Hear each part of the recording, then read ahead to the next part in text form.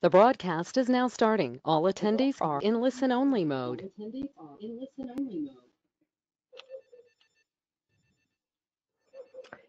Hello, everybody, to our today's webinar. We are talking you through the advanced Renderpass settings today.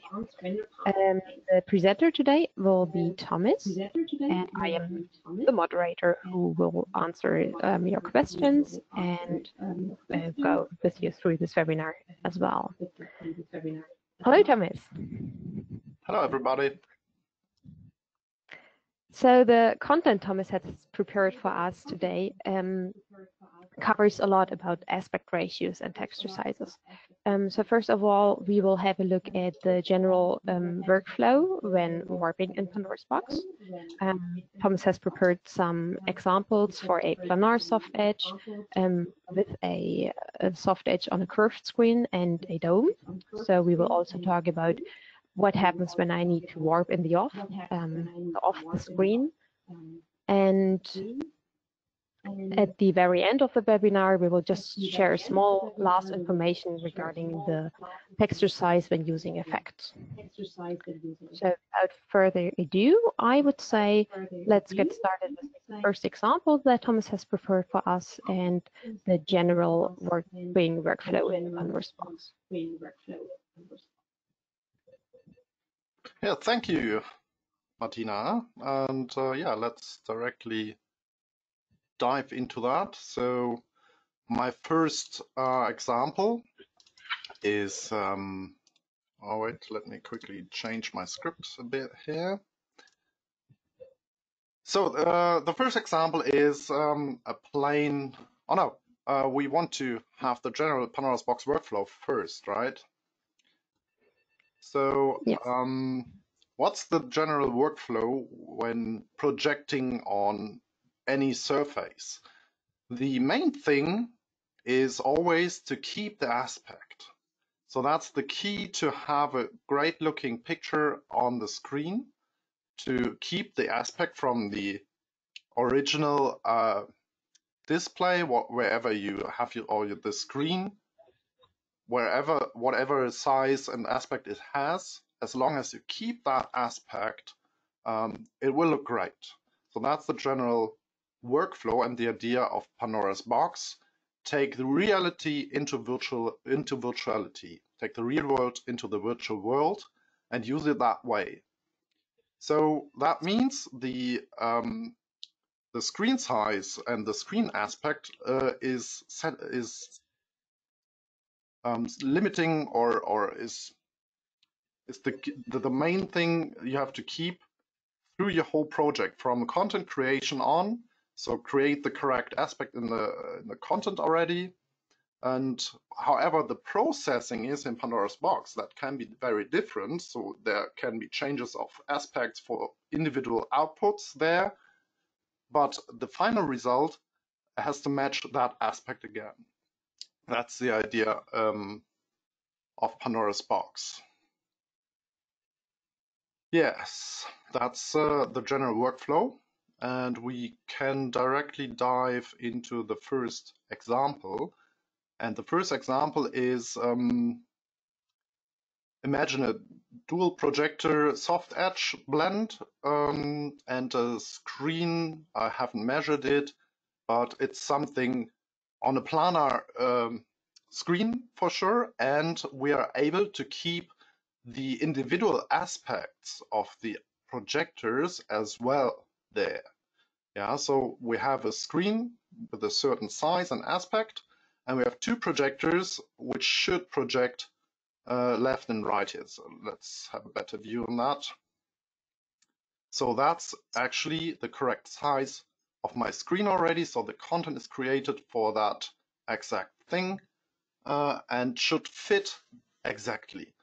So the only thing I have to do there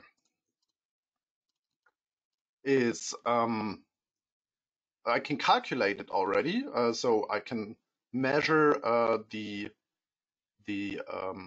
sizes for my outputs, and the projectionist can put it completely in a perfect spot. So maybe directly in front, no angling, nothing in the way, just a straight projection from the two projectors, and they should fit exactly like that.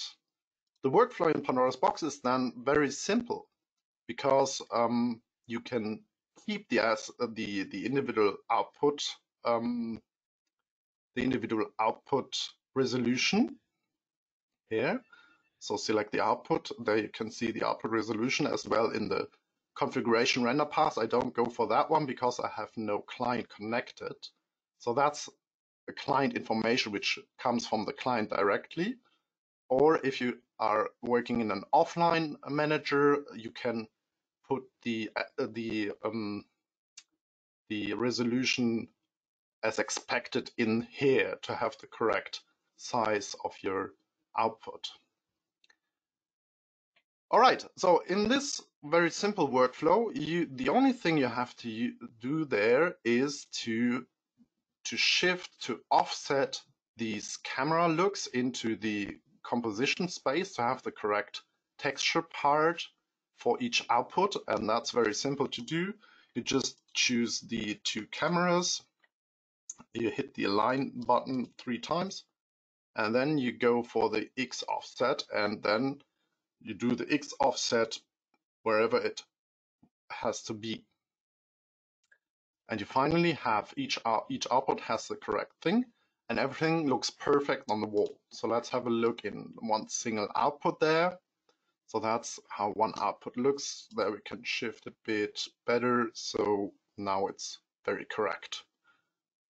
Of course, you can calculate these things too by using these values out of your test pattern, for example, or measure in the real world and take that aspect back into your virtual world in Pandora's box. So that's simple, and everything should look fine there.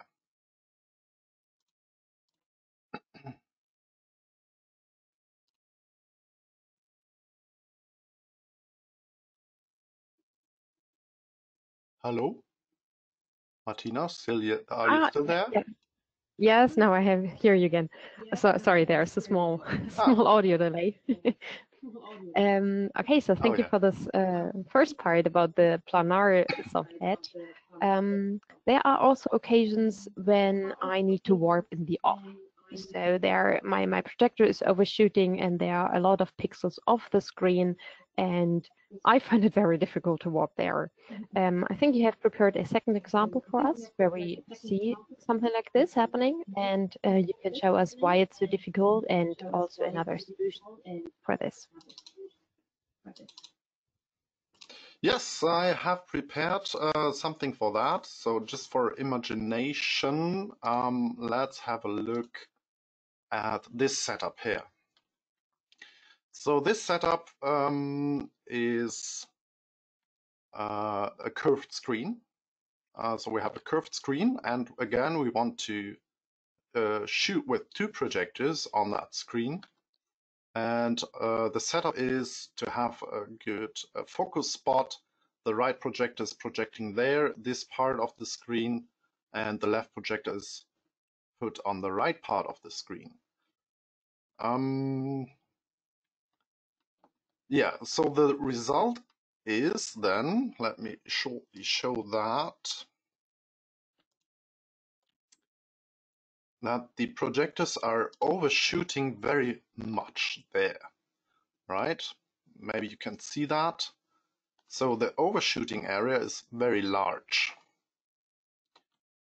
And what we have to do there is either to warp the full aspect, or to keep the aspect, we have to warp from this line to somewhere here, because that's the 16:9 aspect from the projector. But the issue is here is no point, so the screen is not going further here. So I'm somewhere in the back, or the issue is I cannot see exactly where I have to warp things. I can try to use the warper view and to continue that curve but that's more a guess than a precise working. So what we mostly do is we squeeze those edges on the screen, which will then distort the aspect, right? So the aspect then is not 16 by 9 anymore, but something else. So let me visualize that a bit better. So let me change the screen a bit and have a look on my whiteboard. Where is it? There. Yeah, nice whiteboard. I hope you like it. That's the first try. We'll see. So, again, explained. I have the left projector. The projector is projecting that way. So somewhere here is the canvas of that projector, right? And what I have to do if I don't want to warp here in that off, yeah, let's just put it off. I have to push the warp there. So the aspect which was 16 by 9 is squeezed to something. Same applies, of course, to the right projector. That projector projects here and somewhere there. Like that. And the same applies for the right projector as well, of course. So I squeeze these edges into there.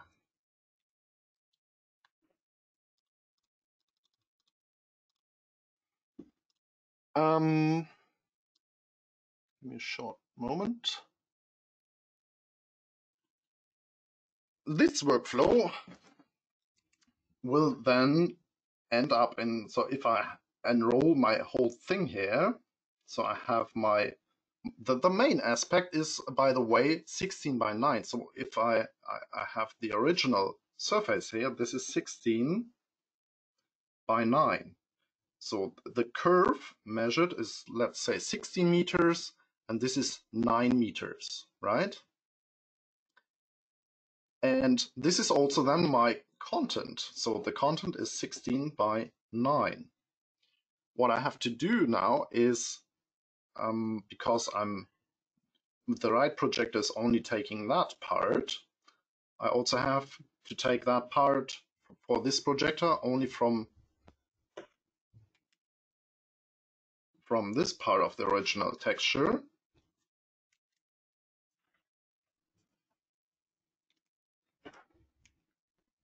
And left, same applies for the left projector. 16 by 9. And I only want to use that part of the picture. Of course, this is then warped, so the warp will look like something like that. Maybe, more or less. So this should be the right projector, unfortunately there. And this part, I don't want to show that, right? I only want to have this part here.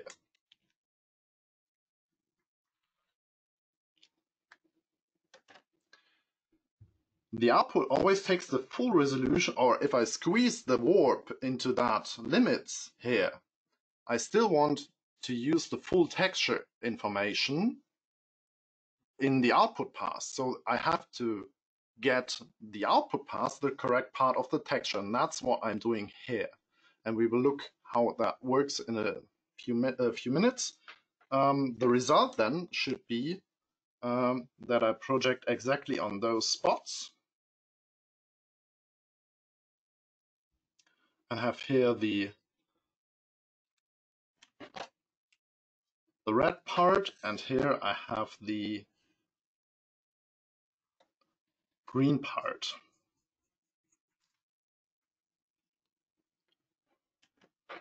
So how to do that in Pandora's box?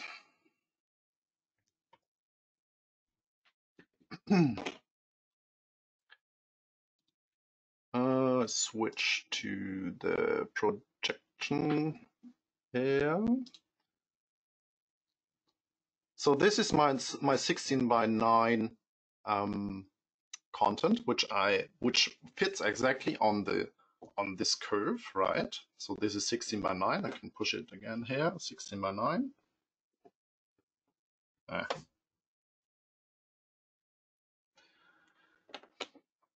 And I have to care about these parts. What is it? And this I can do by measuring in the real world. So I go there, I take my measurement tool and measure how far it goes here. So how far is the right projector projecting from there to there? And what's the aspect, the new aspect then? And in my case, this is just a sample case, of course, so I can choose a bit my values and take some easy ones. It's a 12 by 9 aspect, which I have to put on these parts, right? So of course I do the warp. The warping is done. Let's have a look here. No, where is of course there's a warp. So I push the edges and everything that it matches the screen part. Exactly like that. And now I care about the texture. So this texture is not correct on that part, right?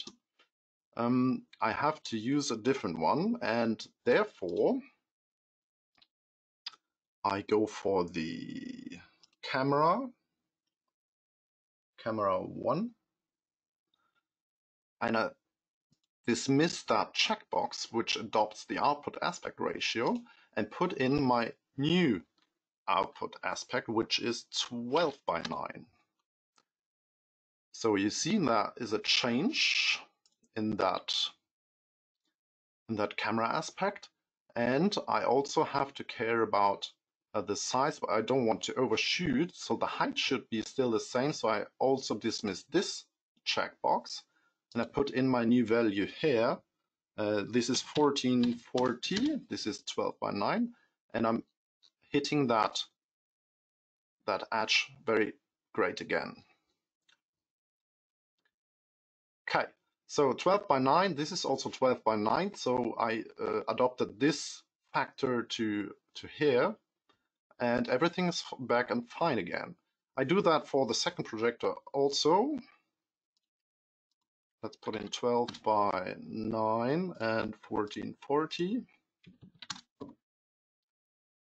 And now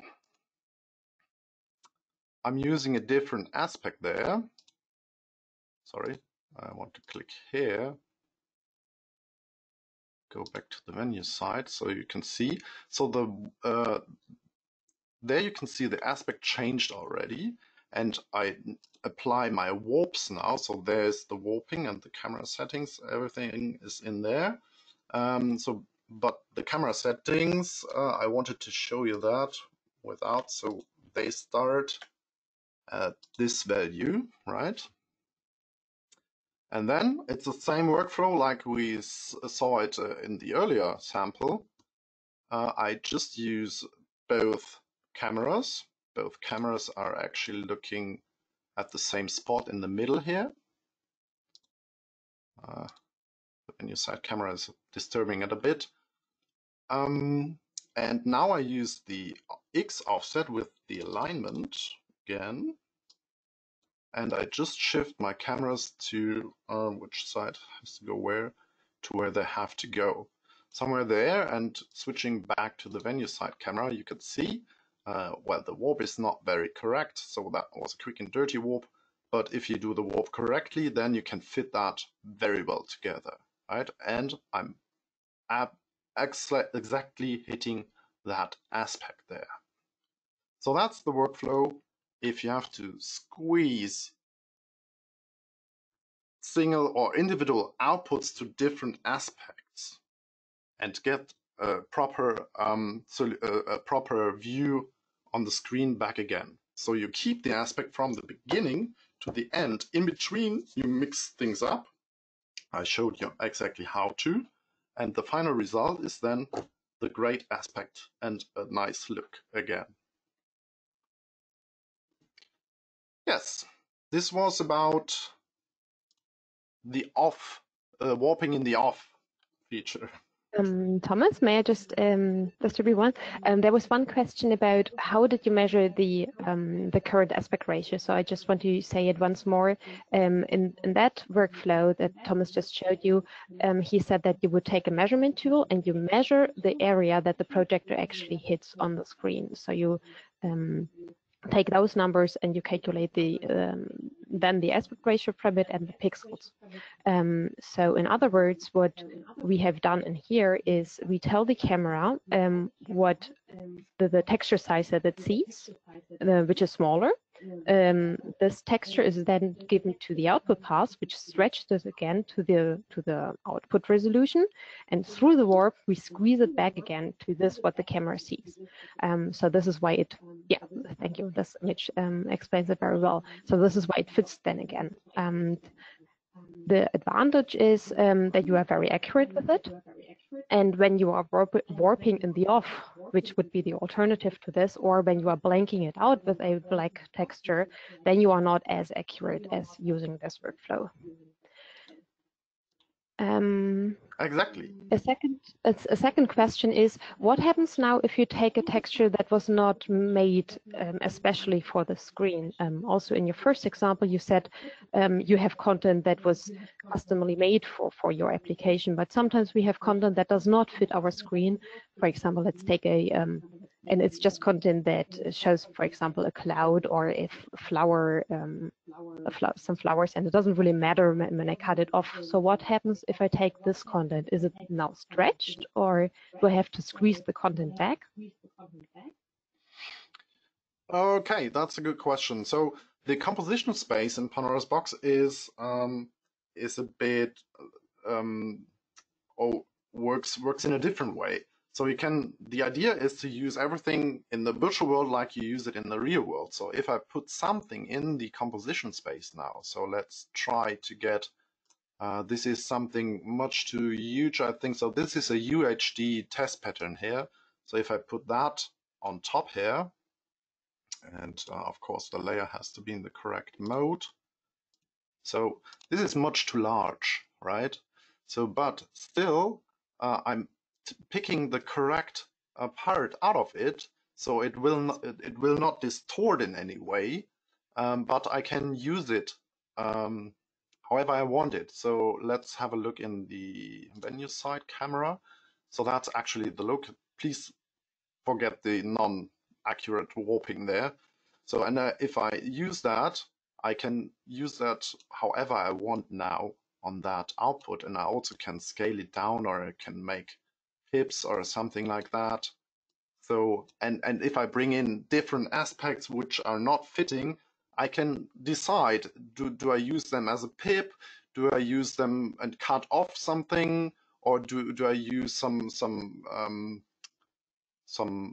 bands, some blacks on the outside? So if it's too small in the height, I have maybe black, or I push it further and lose something on the left and right. I can decide that as long as the cameras stay the same. So the camera do not move anymore in this setup, right? They stay how they are, and they will pick the correct part out of it and squeeze it at the correct aspect again.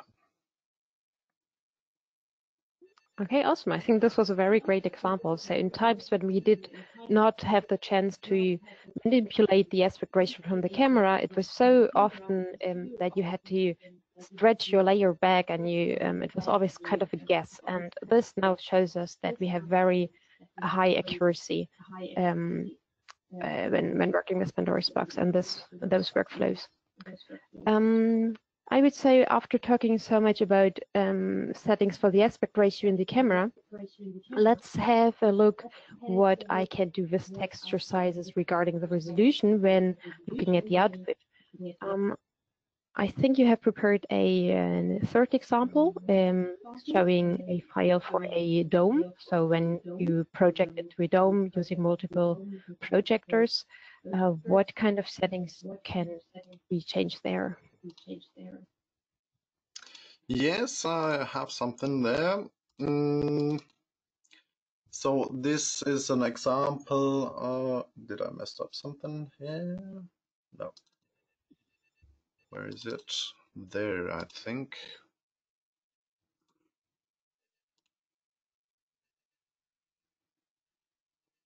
Hello? Oh no, this one was it. Sorry, it's a bit too small on my screen here to use so many different applications. There we are. Okay, so let's imagine we have to project in a dome and we have maybe, let it be 12 projectors or something like that.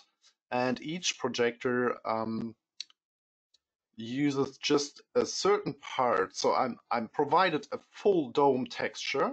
So that's what I'm provided in the dome master file. And my projectors are only picking certain parts out of it. And the workflow, how to find the correct thing is a bit different there. And there are also auto alignment tools available, camera-based auto alignment tools like Mystique, for example. And they pick the right part out of this texture, do the warping and all the necessary things.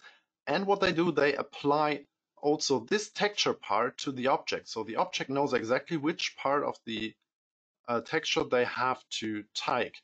And I tried to sample that without having a real dome and real things here.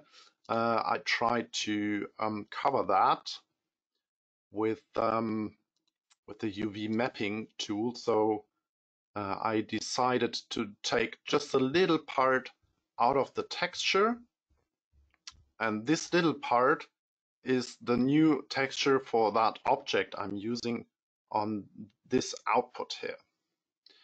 So to sample the workflow of different cameras looking in the dome. So that's the setup. So this camera just has to take now the correct part of the texture, but the object knows it already. So what I have to do there first is to set up this camera to have the full texture information to make the object able to take the correct part, because it's not able to take the correct part out of this bit of content. So I have to provide the whole texture to that object. So what I can do there is select the camera and fit the aspect for first. So it's a rectangle or a quadratic aspect. And then I can try, for example, to use the field of view to fit that camera to take all of that texture. But as you can see here, the camera is still linked to the output size. So what will happen is that this texture will be provided to the output completely. That's not the point, but it will be squeezed to this resolution. So it will be squeezed to 1280 by 800. Let's have a look here without the warp maybe. Let's get rid of the warp for shortly. And if we look in the output now, so this is 1280 by 800 now, and the whole texture information is there, that's correct, but it's a very small resolution. And now, if I fit the object back in again, it will take a part of this texture only to provide it to that object and to that output. And this is, of course, first of all, not the correct part because it's squeezed differently, and the resolution is awful, right? So what I have to do before that is to go for the camera and again unlink that checkbox, and instead of using the field of view, let's go back here. Instead of using the field of view, I use the correct pixel information on that. So I go for 4096, and again here 4096. And now my resolution in the output is much higher as what I had before, right? So let's have a look again there. I think it's not visible there, but yeah. So this is only visible on a real client and not in the preview though. So you have to keep that in mind. If you don't see any changes here, it still will change the real client output because the preview is working in a different way than a real client is. So it's the same render engine, of course, but the steps of rendering those single parts is different, as I can choose anything here. All right, but that's very important to know, especially if you go for the auto alignment tools or something like that, to have the correct resolution as source for your object, right? I hope that was good to understand for you.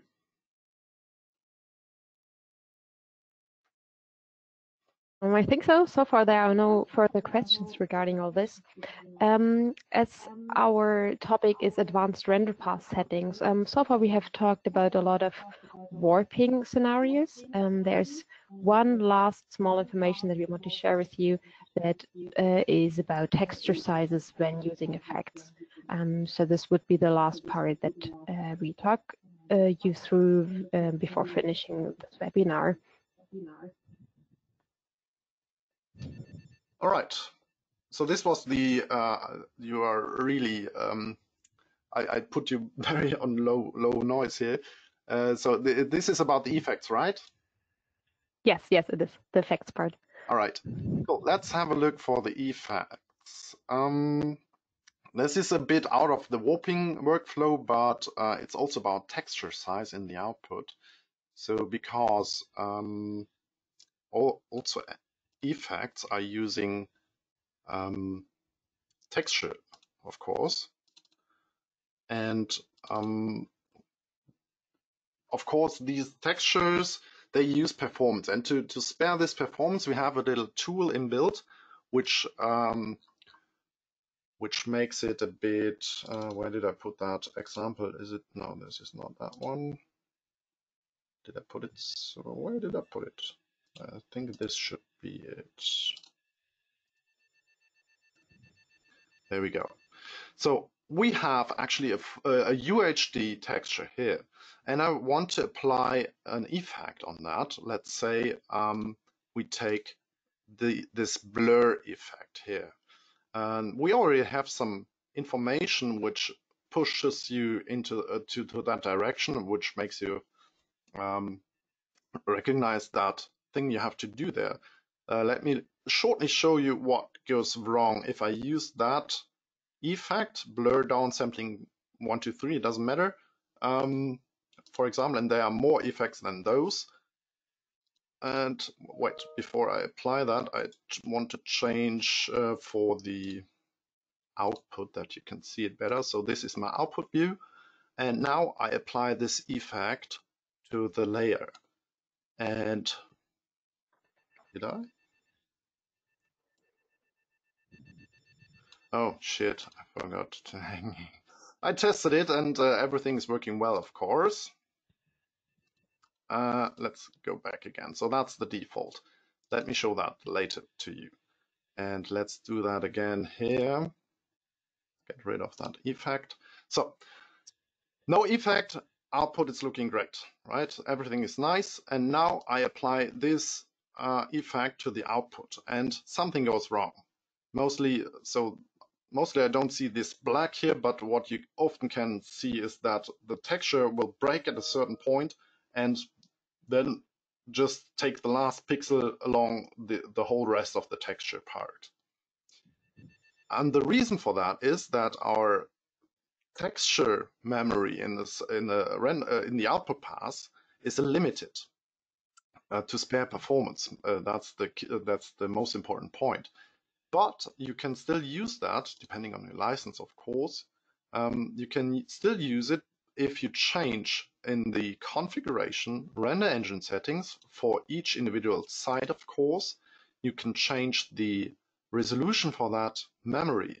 And if I check the 4K resolution here and go back to my preview, everything is working very nice again, and I can use that effect. Is it visible? Yes, a bit. I can use that visible on the whole texture without breaking it. That's just an additional information in this webinar. And yeah, that was it for today.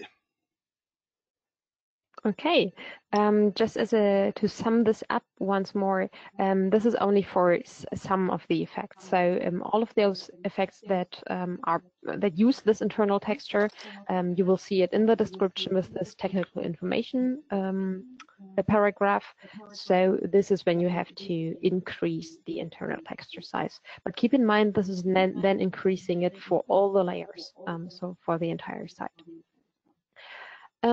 So far we are done with our topics we wanted to share with you. If you have any further questions, just go ahead and write them into the questions box. If you have wondered or are missing information about EDID settings or NVIDIA settings, unit management, layer routing, or the render order in the output path, this was all covered in the webinar. I think it was you, Thomas, who held it, right? Yeah. Yes, yes, it was me. I can't remember how I titled it. How to camera setup it was, I think. Yes, it was the webinar How to Camera Setup. I have prepared the link for you right now here, so you should see it right now. This is another great webinar covering all those topics. So if you want to dive in a little more, and let me just show you once more. And one last thing, maybe, all this was very like in theory, this might seem to be a little complicated for talking about aspect ratios and texture sizes and so on. My tip would be just take a very small projector, project on a plain wall, on a white wall, have some markers ready, and play around with it. So imagine that you want to project with your projector on a smaller part.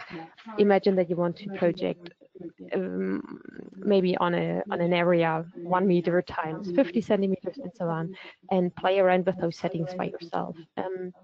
In the manual, in the online manual, there's a chapter called Warping Tutorial, and I have prepared there a small tutorial when projecting with 2 projectors, and I have put a lot of calculations in there. So my tip would be just play around with it by yourself, and just hearing it in theory, I think doesn't you cannot keep this so much in your mind. Just play around with it by yourself, have hands-on, and your brain will understand this so much better, and all the advantages that come with it. Oh yeah, yes. Thank you, Thomas. And from my side again, aspect. Remember the aspect and care about the aspect, and we'll have a great result. That's the key for Pandora's box and warping, and put things on screen, whatever the screen is. It doesn't matter if it's a flat screen, a curved screen, a building, or whatever object it is. So also a Mickey Mouse, whatever you project on.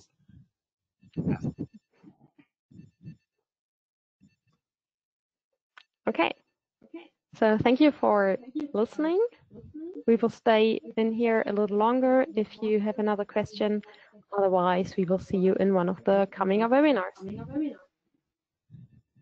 Yes. From my side also, thank you. Stay healthy and see you next time. Bye-bye.